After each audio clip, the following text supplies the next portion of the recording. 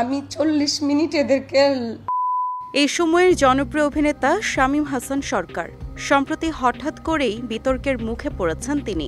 সহশিল্পী অভিনেত্রী প্রিয়াঙ্কা প্রিয়া তার বিরুদ্ধে গুরুতর কিছু অভিযোগ করেন। ধর্ষণের হুমকি ও মাদক সেবন সহ অভিনেত্রীর গায়ে হাত তোলার অভিযোগ করেন প্রিয়াঙ্কা, জানিয়ে সরব হয়ে উঠেছে বিনোদন অঙ্গন। সেই অভিযোগের পরিপ্রেক্ষিতে ৬ মে রাতে এক সংবাদ সম্মেলনে নিজের অবস্থান স্পষ্ট করেন অভিনেতা শামীম। তার উপর আনা অভিযোগগুলো অস্বীকার করেছেন তিনি।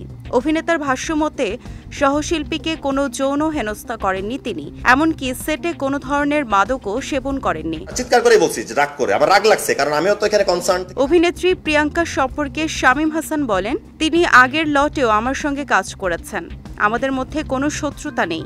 সম্প্রতি শুটিং সেটে এসেই প্রিয়াঙ্কা রিলস ও টিকটক নিয়ে ব্যস্ত হয়ে পড়েন। এ সময় আমি অনেকটা রাগ করেই বলেছি, যদি রিলস বানাতেই হয় তাহলে বাইরে সেটা করো, শুটিং সেটে এসব চলবে না, শুধু এতটুকুই।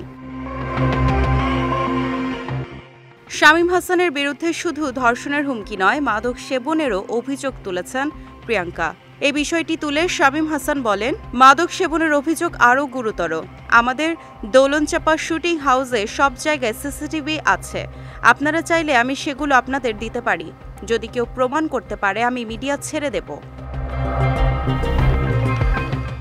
মিথ্যা অভিযোগের কারণে প্রিয়াঙ্কার বিরুদ্ধে আইনি ব্যবস্থা নেবেন জানিয়ে শামীম হাসান আরও বলেন, একটা মিথ্যা অভিযোগ যেহেতু উঠেছে আমাকে তো ব্যবস্থা নিতেই হবে। একটা মিথ্যা বিষয় আমি কখনো ছেড়ে দেব না। আগে আমার পরিবার, শিল্পী ও সংগঠনের সঙ্গে কথা বলি, যদি তারা আইনি ব্যবস্থা নিতে বলেন তাহলে সেটাই হবে।